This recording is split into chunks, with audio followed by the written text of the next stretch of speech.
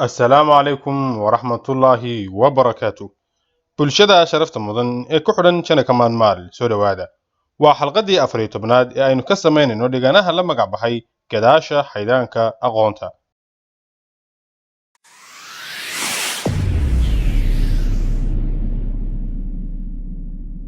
Dhacdada koowaad ee maanta muuqaalkiinan aynu ku soo qaadanaynaa waa waqtiga.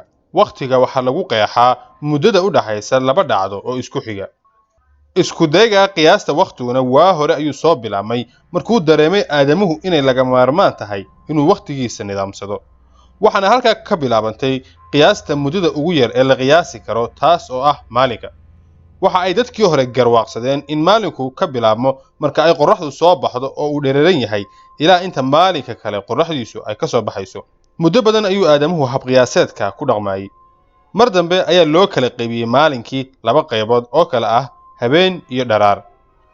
kadib ilbaxnimadii baabil ayaa u kala qaybisay maalinkii 12 xidhmo waqtiyeed oo siman oo mid kasta ay u bixiyeen magaca saacad, taas oo la micno ah in halkooda saac u dhigmayay 2 saacadood oo waqtigeena ah. sidaas ayaanu aadamuhu ku sugnaa ilaa iyo ay yimaadeen yahuudu, kuwaas oo soo kordhiyey habqiyaaseed cusub oo ah isbuuca. waxaana ay isbuuca ka soo dheegteen abuurta kownka, oo ilaahay waxa uu ku xusay towraadda inuu kownkan ku abuuray 6 cisho gudahood. halkaas ayay ka soo dheegteen 6daa cisho, waxaana ay ku dareen maalin toddobaad oo ay u bixiyeen maalinta raaxada. waana halka uu ka soo baxay qeexitaanka isbuucu. sidoo kale yahuudu waxa ay sanadka u qaybiyeen 52 isbuuc. kadib waxaa timi ilbaxnimadii masaarida, taas oo sanadkii u qaybisay si la mid ah muddada ay ku qaadato dhulku inuu wareeg dhammaystiran ku wareego qorraxda, taas oo ah 365 cisho. ugu dambayntiina waxaa yimi boqorkii Julius Caesar, kaas oo bartay habqiyaaseedkii baabiliyiinta iyo kii masaaridaba. kadib waxa uu soo saaray habqiyaaseed cusub oo uu sanadkii ugu kala qaybiyey 12 bilood. bilahaas qaar ka mid ahi waxa ay ku dhammaanayeen 30 cisho, kuwa kalena waxa ay ku dhammaanayeen 31 cisho, halka bisha February uu ka dhigay maalmaheeda 28 cisho. afartii sannadood ee kastana waxa uu hal mar ka dhigay inay ku dhammaanayso 29 cisho. arrinkana waxa uu u sameeyey si uu xal uga helo mushkiladii ay aqoon-yahanada falagu u sheegeen in ay jirto, oo ah in sanad kasta ay soo hadhayso maalin rubuceed. intaas ayaanay dadku kaga hadheen qiyaasta waqtiga, iyaga oo u maleeyey inay daaha ka faydeen dhammaan siraha kownkeennan. ilaa uu yimi aqoon-yahankii weynaa ee Albert Einstein, kaas oo madaxa iyo minjaha isugu celiyey dhammaan waxa ay dadku ka aaminsanaayeen waqtiga. markii uu sheegay in waqtigu aanu ahayn mid keliya, balse qof kastaa leeyahay waqti isaga u gaara, iyo sidoo kale inuu waqtigu yahay cunsurka afaraad ee soo afareeya 3dii cunsur ee hore loo yaqaanay oo ahaa dhererka, ballaca iyo joogga, taas oo keentay inay aqoon-yahanadu ay ula dhaqmaan waqtiga qaab cusub. kacdoon aqooneed oo hor leh ayuu horkacay aqoon-yahankii weynaa ee H.G. Wells markii uu daaha ka fayday fikrad wareer ahayd oo uu ku qoray dhigano uu u bixiyey time machine ama aalad waqtiyeed, taas oo ka faaloonaysa aqoon-yahan alifay mashiin awood u leh inuu u kala goosho waqtiga. waxaana fikradda ka faalooday oo taageeray inay tahay mid dhici karta Albert Einstein. waxa uu sheegay Einstein in mar kasta oo uu shayga xawaarihiisu kordho uu ururayo ama koobmayo waqtigiisu. si arrinkaa run iyo been waxa uu yahayna loo kala cadeeyo, aqoon-yahano badan ayaa waxa ay isku dayeen amaba sameeyeen tijaabooyin lagula tacaalayay arrinkan. tijaabadii u dambeysay waxa ahayd tii la qabtay 1996 markii aqoon-yahanadaasi ay 2 saacadood siiro gareeyeen. mid waxa ay dhigeen airportka New York, midna waxaa la saaray diyaarad nooceedu ahaa Concorde, waana diyaarad ku socota xawaare ka dheereeya xawaaraha codka. diyaaraddaasi waxa ay ka kacday airportka New York waxaana ay ku sii jeeday London. markii ay London soo caga dhigatay diyaaraddii, waxaa la arkay in 2 saacadood waqtigoodu in yar kala horreeyeen, oo ay horreyso saacaddii taalay airportka New York, taasoo macnaheedu yahay diyaaradda markii xawaaraheedii kordhay inuu soo ururay oo uu gaabiyey waqtigeedii. arrinkaasi waxa uu caddeyn u noqday aragtidii Einstein ee sheegaysay in waqtigu aanu ahayn mid sii daysan ee qof waliba iyo cid waliba waqtigiisu uu u gaar yahay. haddii 2 ruux oo mataano ah midkood la saaro dayax gacmeed oo uu sanad ku soo noolaado dayaxa ama meero kale, kadib uu sanadka bacdi soo noqdo, waxa uu soo noqonayaa isaga oo da'diisa 1 sano ku kordhay, halka mataankiisii ay da'diisa ku kordhay 30 sannadood. waxaa toddobaatanaadkii faafay kutirikuteen sheegaysa in Mareykanku ku guulaystay samaynta aalad awood u leh in ay u kala gooshto waqtiga, balse qarsoodida xad-dhaafka ahayd ee laamaha ammaanka Mareykanka awgeed lama kala caddayn warkaa runtiisa iyo beendiisa toonna. balse waxa kadis weyn noqotay markii 1997 uu ku guuleystay aqoonyahan Ruush ah oo lagu magacaabo Sharon Borof in uu sameeyo mashiin awood u leh inuu si dhab ah ugu kala goosho waqtiga. waxaana uu ahaa mashiin bilow ah oo aan ahayn nooca aynu ku daawanno filimaanta ama aynu ka akhrino kutubta. waxaana uu Cherenkov adeegsaday fikrad ka duwan tii uu qabay Einstein, taas oo dhigaysa in la bedelo cufka maadada laga samaynayo mashiinka loogu talagalay inuu waqtiga u kala goosho. arrinkaas oo keenaya inay kala duwanaadaan cufka gudaha mashiinka iyo dibaddiisu. waxaana uu sameeyey tijaabo uu ku tijaabinayo mashiinkiisaas. waxa uu saacad dhex dhigay mashiinka halka uu saacad kale oo low waqti ahayd uu dibadda mashiinka dhigay. waxaana tijaabada kadib u soo baxday in labada saacadood ay isdheeraadeen 30 ilbiriqsi, taas oo ahayd talabadii koowaad ee aadamuhu u qaaday dhanka samaynta mashiin u kala goosho waqtiga. balse intaa wixii ka dambeeyey tijaabooyinka aqoon-yahankaas waxaa qariyey oo in la faafiyo diiday xukuumadda Ruushka, iyada oo loo malaynayo iminka in aqoon-yahankaasi horumar weyn ka gaadhay tijaabooyinkiisaas.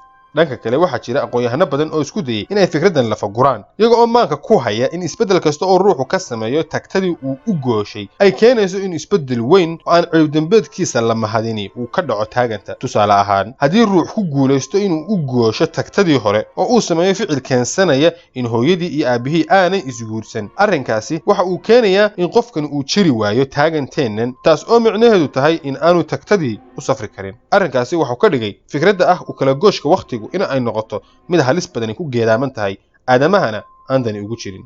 balse aqoon-yahanada taageersan fikraddani waxa ay sheegeen qofku marka uu u safro tagtada in aanu awood u yeelanaynin inuu wax ka bedelo, sababtoo ah arrimaha dhab ahaantooda ulama falgelayo ee dhacdooyinka waxa uu u arkayaa sidii sawirro dhaqdhaqaaqaya, waa sidii inuu TV ka daawanayo oo kale, ama sida aynu inagu u aragno iftiinka xidigaha. marka aynu eegayno xidig fog oo samada ku yaala ee aynu la dhacsannahay iftiinkiisa ifhaya, waxaynu arkaynaa xidigaasi iftiinkii uu soo daayey 10 sano ka hor ee ma arkayno iftiinkii uu markaa soo daayey.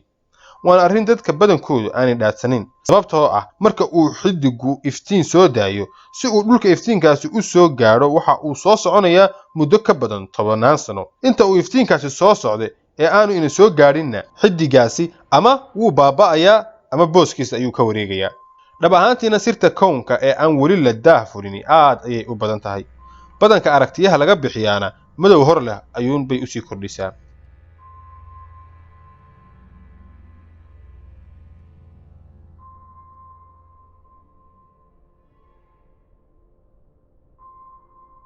dhacdada labaad aynu muuqaalkeena ku soo qaadanaynaa waa sixirka. sixirku waa fan la yaab leh oo ruux kasta oo adeegsadaa sheegto inuu leeyahay awoodo dheeraad ah oo ka baxsan awoodaha dabiiciga ah ee aadamaha, waana awoodo ka hor imanaya xeerarka guud ee fiisigiska. kelmadda magic oo ah ereyga lagu qeexo sixirka ee luqadda Ingiliishta waxaa laga soo dheegtay ereyga Giriigga ah ee magia, waana erey ay aqoon-yahanadii hore ee Giriigu u adeegsan jireen qeexitaanka aqoon sir ahayd oo laga baran jiray reer Beershiya. sixirku weligii wuu soo jiray, waxaana loo adeegsan jiray cilaajka xanuuno gaar ah iyo arrimo kale oo ay ka mid yihiin maamulka arrimo dabiici ah sida hawada, dabaylaha iyo roobabka. daraasadaha ugu badanna waxa ay caddeeyeen in aadamuhu u adeegsan jiray sixirka ilaa iyo bilowgii taariikhda, in badan ka hor intii aanay soo degin diimaha samada ka soo degay. waxaana uu u qaybsamaa sixirku 2 qaybood. qaybta hore waa qayb loo yaqaano sixirka cad oo loo adeegsado wanaagga sida kordhinta risiqa iyo waxyaalaha la midka ah. qaybta labaad waa sixirka madow oo ah sixirka loo adeegsado waxyeelada ba'an sida duraynta dadka iyo sixirkoodaba.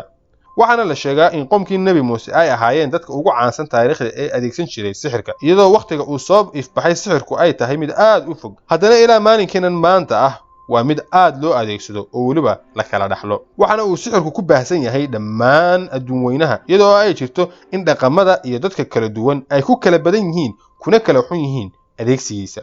sixirka waxaa lagu xusay dhammaan diimaha samada ka soo degay, mid kasta oo ka mid ahina waa ay xaaraantinimaysay. kitaabka Injiilka waxaa ku jira aayad odhanaysa ha u ogolaan sixirooladii in ay noolaato. arrinkaas oo keenay in Yurub ay ku faafto qarnigii 15aad ugaarsiga iyo gubista ruux kasta oo sixir lagu tuhmo. waxaana xusid mudan in sixirku ka duwan yahay fanka loo yaqaano indhasarcaadka ama gacan fudaydka ee aynu hore uga soo sheekaynay.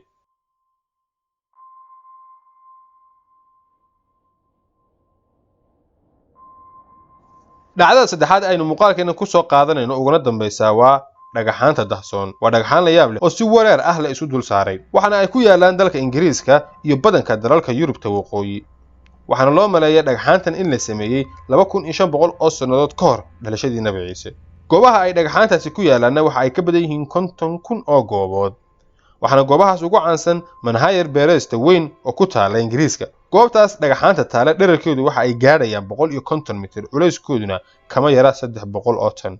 cidina ma oga ilbaxnimada dhagaxaantaas samaysay, qortay ee isdul saartay cidda ay ahayd, iyo sidoo kale sababta la isu dul saaray ee dhibta intaa leeg loo maray.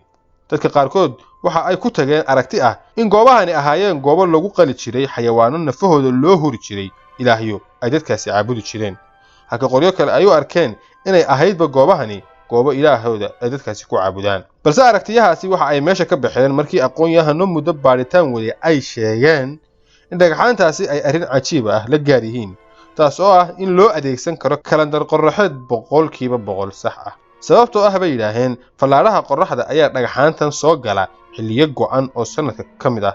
xataa waxa uu caddeeyey aqoon-yahan Gerard Hawkins markii uu baaritaan qoto dheer ku sameeyey dhardhaarahaas in dhab ahaan loo adeegsan jiray sidii kalandar loogu dawgeli jiray falaga iyo xisaabaadka kakan ee xiriirka la leh meerayaasha iyo wareegga qorraxda. waxaana uu dhagaxaantaas u bixiyey kombiyuutaradii casri dhagaxeedka.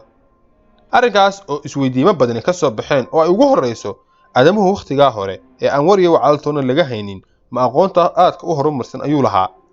sideese ayaa dhagaxaantaas loo qaaday iyadoo la ilaalinayay mid kasta xisaabta uu ku fadhiyey oo khalad yarina aanu ku jirin. balse nasiib xumo su'aalahaas weli jawaab looma helin.